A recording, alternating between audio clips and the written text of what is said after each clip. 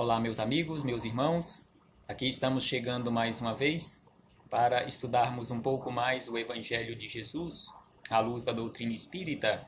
E por isso agradecemos a Deus, esse Pai de infinita bondade e amor, pela graça da vida. Agradecemos a Jesus de Nazaré pelos belíssimos ensinamentos que ele nos deixou.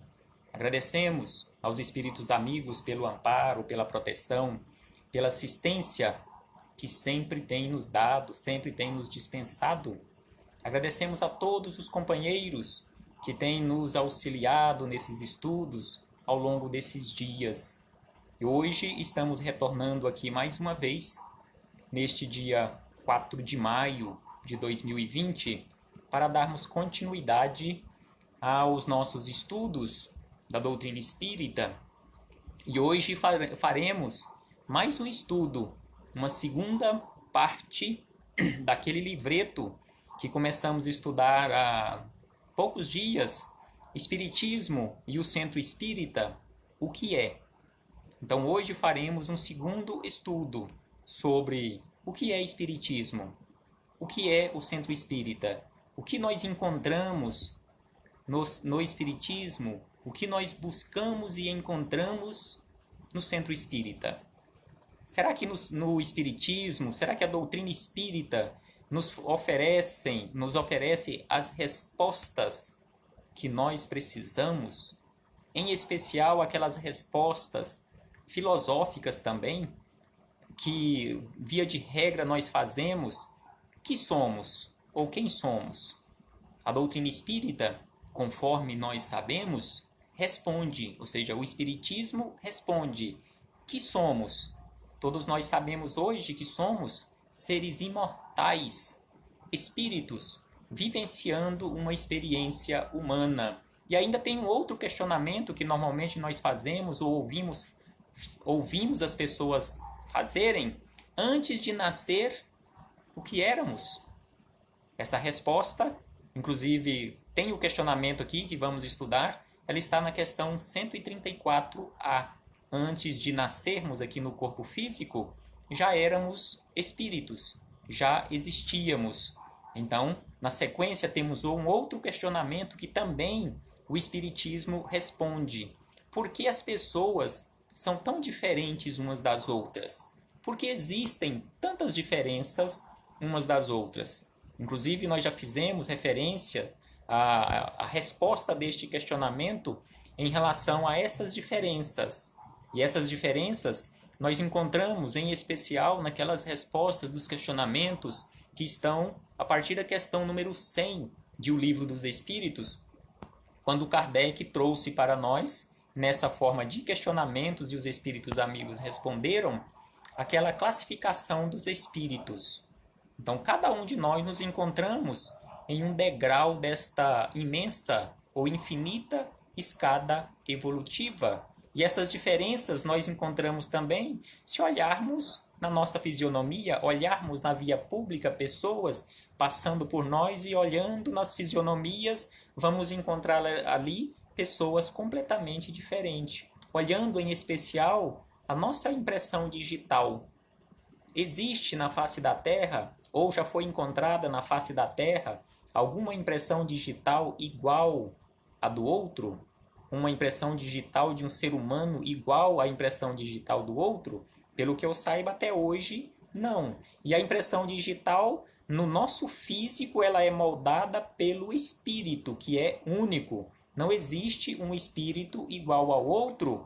E ainda tem um outro questionamento que a doutrina espírita nos responde: por que a vida sorri para umas pessoas e é só dificuldades para as outras? Porque existem facilidades aos nossos olhos, facilidade para umas pessoas e para outras são apenas dificuldades durante a vida. Porque uns nascem enfermos e outros sãos? Porque na mesma família, às vezes irmãos, ali na mesma família, até mesmo irmãos gêmeos, porque uns nascem saudáveis e outros doentes? Muitas pessoas respondem a este questionamento de forma ignorante, por não saber a explicação para isto, que isto é castigo de Deus, que está castigando os pais Não, de forma alguma. Deus não castiga. Deus é amor. Em qualquer situação, em qualquer circunstância que nos encontrarmos, não existe castigo por parte deste Pai de misericórdia e amor. Se estamos passando por estes momentos de dificuldades, se nascemos ou se observamos pessoas que nasceram com dificuldades, necessidade de aprendizado para ele e para o agrupamento familiar, onde ele se encontra inserido, sem sombra de dúvida. Mas nós temos que observar isto e não simplesmente olhar ali e falar bem feito, sabemos que está pagando dívidas. Não, de forma alguma. Não é olhar e criticar, olhar e achar bom pelo fato de ele estar sofrendo, porque já que Deus não castiga, então ele está pagando as suas contas. Não, de forma alguma. Ter indulgência para com aquela pessoa, ter misericórdia para com aquela pessoa, mesmo que ela esteja realmente resgatando as suas dívidas, pagando as suas contas, mas nem sempre é assim. Muitas pessoas que às vezes estão passando por dificuldades ou até nasceram doentes, não estão pagando, porque não podemos generalizar, porque tem muitas criaturas que já são espíritos altamente evoluídos e que pediram uma reencarnação de dificuldades, desde o nascimento, às vezes já nasce até com deformidades no corpo físico, mas que o espírito mesmo que está animando aquele corpo não tem necessidade ou não teria necessidade de passar por aquilo, mas está passando por missão para auxiliar companheiros de jornada, em especial no agrupamento familiar. Então não podemos olhar e generalizar e falar assim, realmente ali existe um espírito devedor.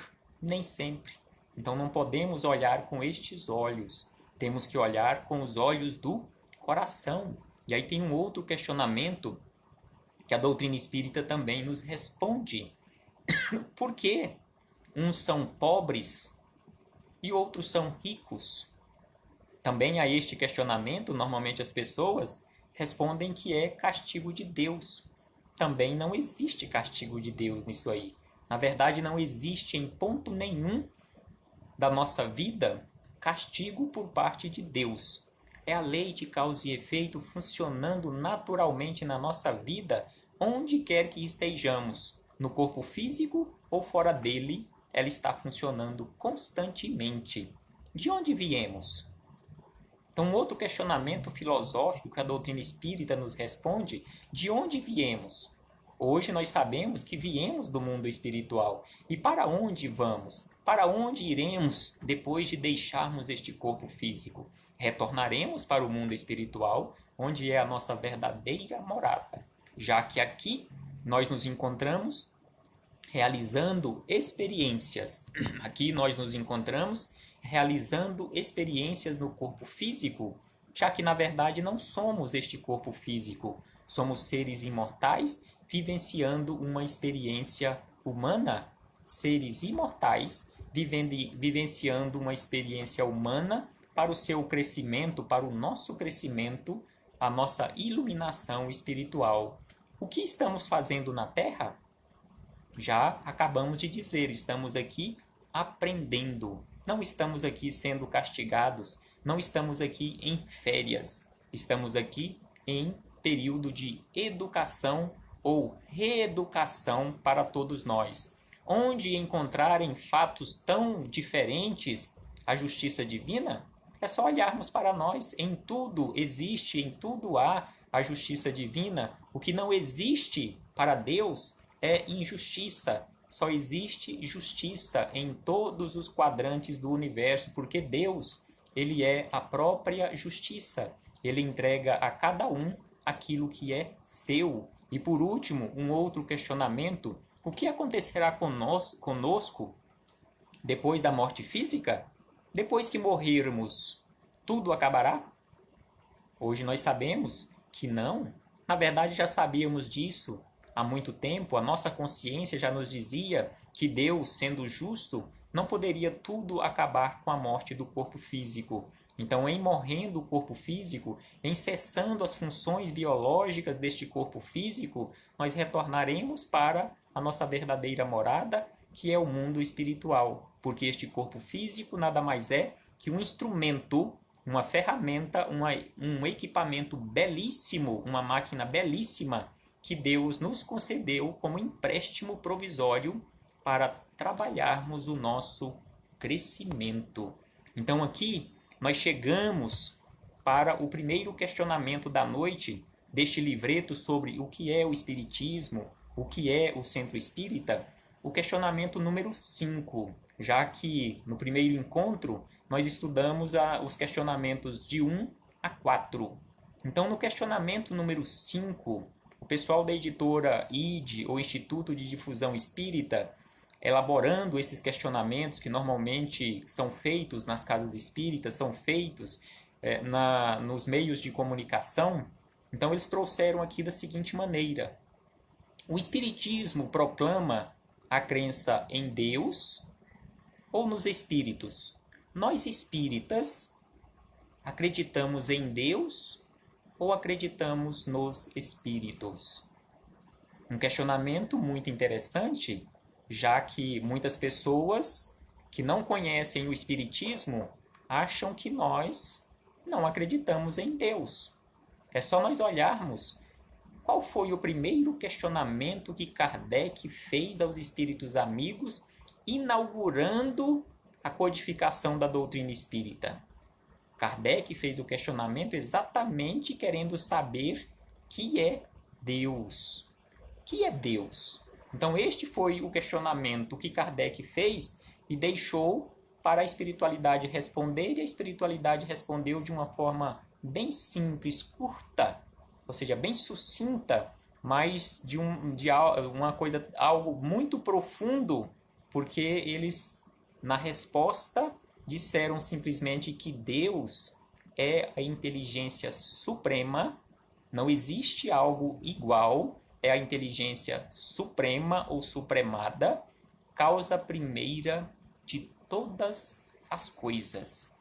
Então Deus é essa inteligência suprema, causa primeira de todas as coisas que existe e que ainda não existe no universo, que ainda terão origem em Deus. Então Deus é a causa primeira de tudo.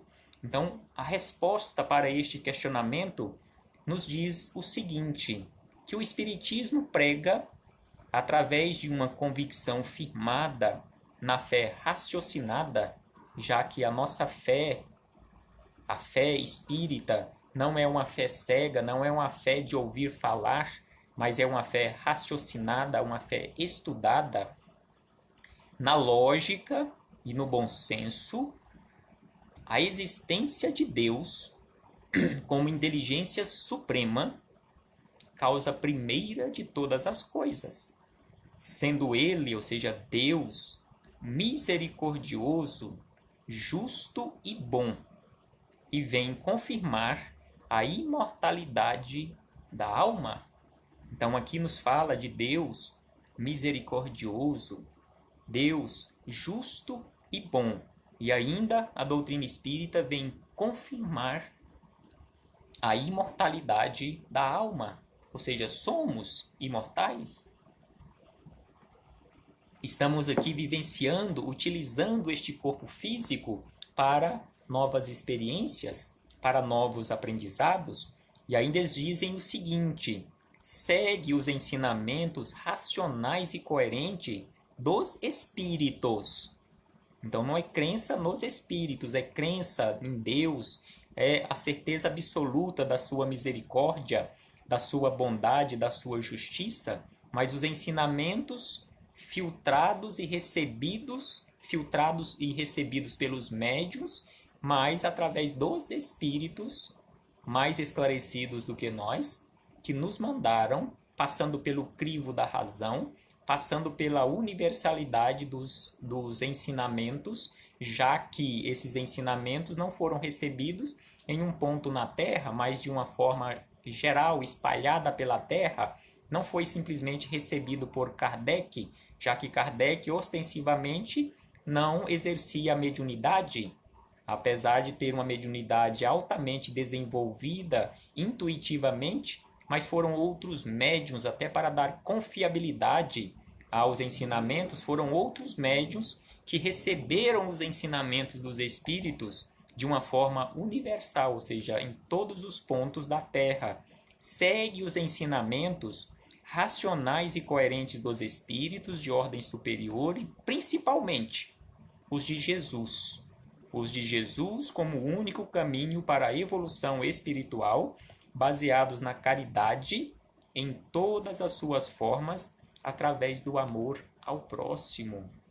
Então é isso que a doutrina espírita nos traz, essa crença firme, essa certeza da bondade de Deus, da sua misericórdia, da sua justiça, tendo Jesus como guia e modelo da humanidade, conforme nós encontramos na resposta da questão 625 de O Livro dos Espíritos, e ainda aquele ensinamento basilar que fora da caridade não há salvação.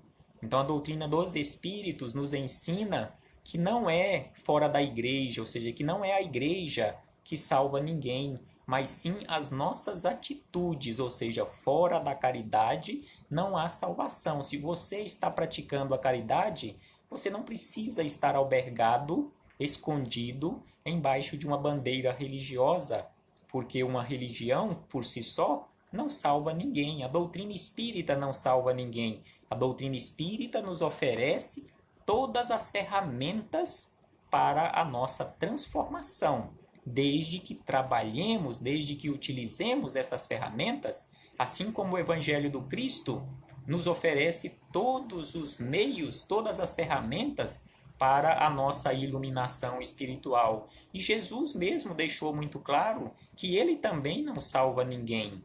Quando ele foi questionado, Senhor, haverá os que se salvam? Ele não respondeu que todos estavam salvos porque ele já tinha salvado todo mundo.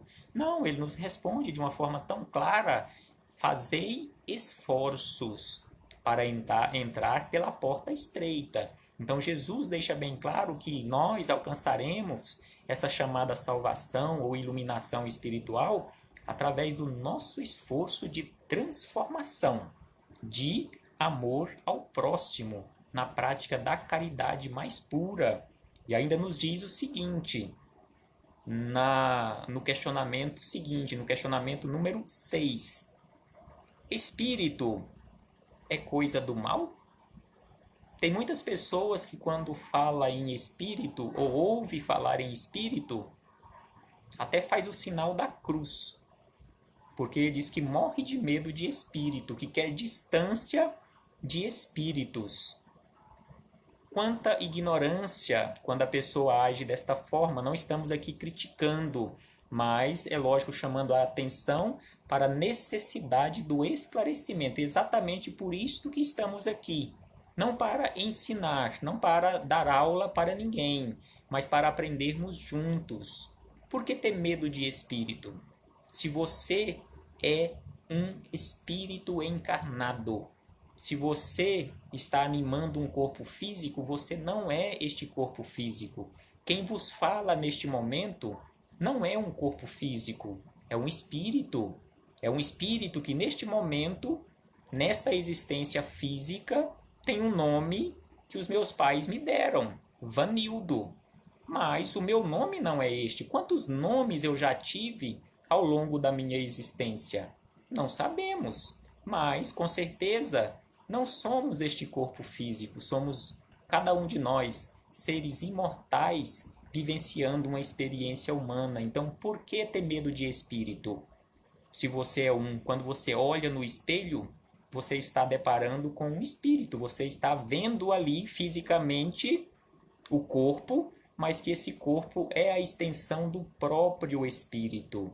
Então aqui, muitas pessoas, ainda por ignorância, têm até medo de passar na porta de um centro espírita, porque acha que ali está cheio de espíritos do mal. Mas se a doutrina espírita sempre prega o bem, e inclusive os espíritas são conhecidos ou reconhecidos via de regra por serem caridosos, Por que ter medo dos espíritos? Se os espíritos nos orientam, os espíritos do bem, os espíritos esclarecidos, sempre nos orientam para a prática do bem e para o bem. Então, a resposta que nós encontramos para este questionamento, se espírito é coisa do mal, eles nos trazem da seguinte maneira a resposta. A expressão provém do desconhecimento sobre o tema. Então, a pessoa que desconhece acha que espírito é coisa do mal. Poderá ser do mal, se for um espírito ignorante, assim como nós no corpo físico. Quanto maior for o nosso grau de ignorância, mais mal poderemos ser. Quanto mais esclarecidos no sentido moral, maiores condições, maiores probabilidades de praticar o bem nós temos. Então eles seguem dizendo que espíritos somos todos nós. Como já havíamos adiantado, espíritos somos todos nós, tratando-se apenas de uma questão de nomenclatura.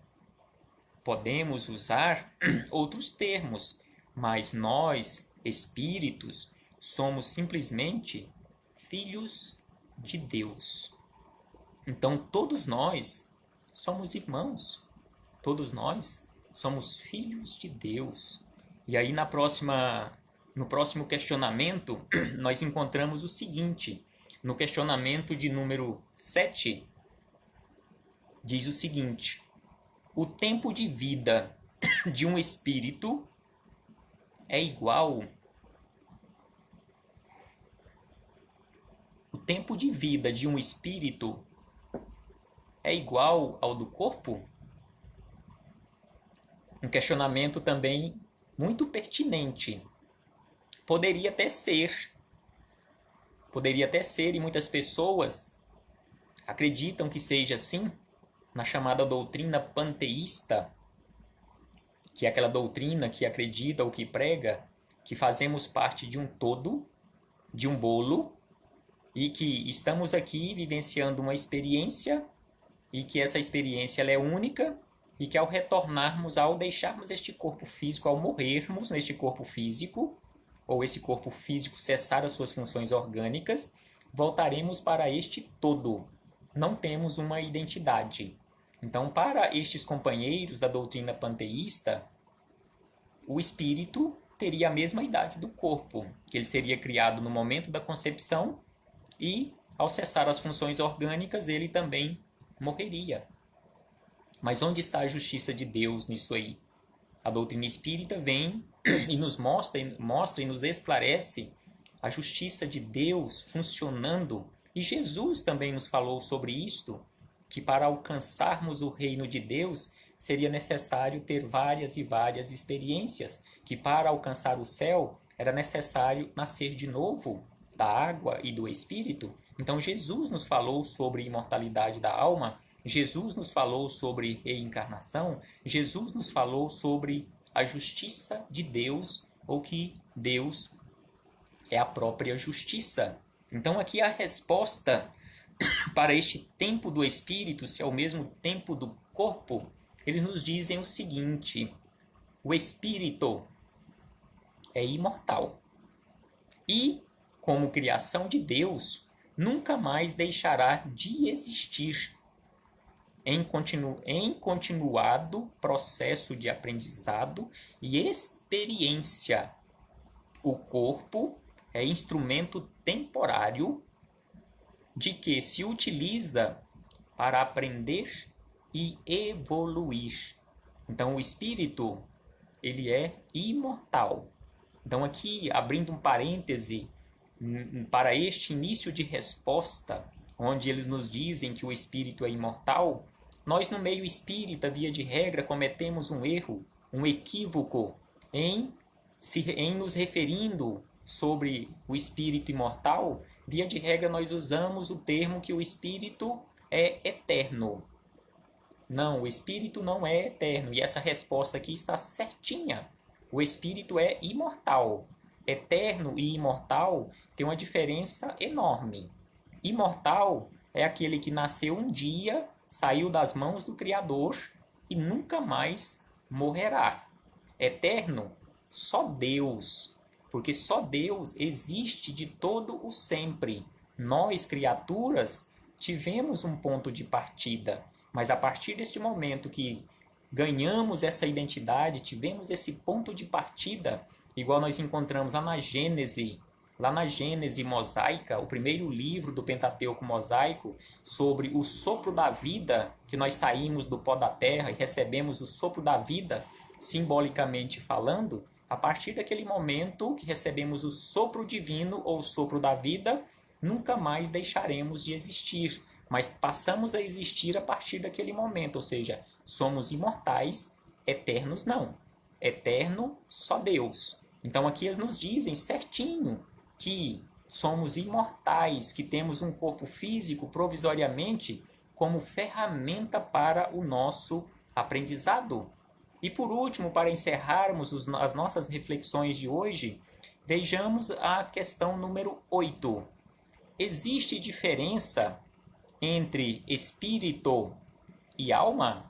Existe alguma diferença entre espírito e alma? Então aqui os espíritos amigos nos respondem a este questionamento e responderam a Kardec na questão de números 134 e 134A, como nós encontramos aqui nesta resposta deste livreto. Existe diferença entre espírito e alma? Então eles dizem o seguinte: as duas palavras apenas diferenciam a condição em que o espírito se encontra. É denominado espírito quando está habitando o plano espiritual. Alma, quando está encarnada.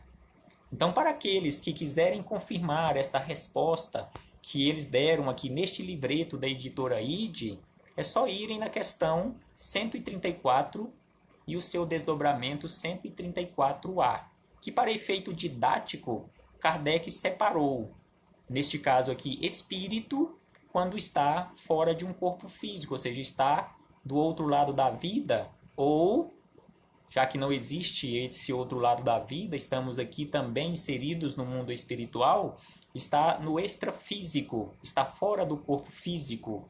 E a alma, quando estamos, igual nós estamos aqui, nos enxergando fisicamente através desse corpo físico, já que esta alma, ou este espírito encarnado, é que vos está comunicando neste momento.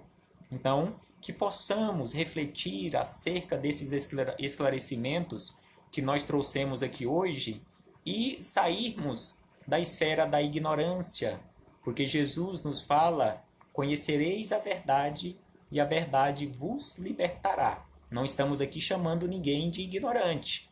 Nós também o somos e estamos aqui buscando esclarecimento para sairmos desta condição de ignorância, conhecermos a verdade e alcançarmos a liberdade através do conhecimento e do exercício desta verdade em nossa vida, que é Deus, a sua justiça, a sua misericórdia, o seu amor infinito para com todos nós.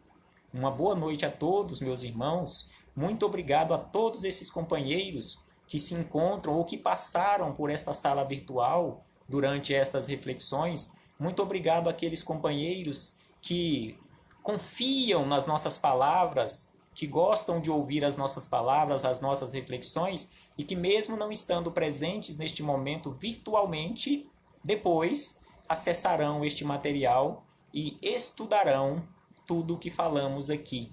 Muito obrigado a todos. Mesmo à distância, recebam todos o meu abraço fraterno e de gratidão. Tem companheiros que estamos vendo aqui nesta sala pela primeira vez, a dona Goiani de Castro, a conheci lá em Trindade, há muito tempo não a vejo pessoalmente. Receba o meu abraço fraterno e de gratidão. E a todos os companheiros, até breve, até muito breve, para darmos continuidade às nossas reflexões para o nosso esclarecimento. Paz aos nossos corações e que Jesus nos ampare nesta caminhada, neste momento de turbulências pelos quais nós estamos passando para o nosso aprendizado. Abraço fraterno, paz a todos nós.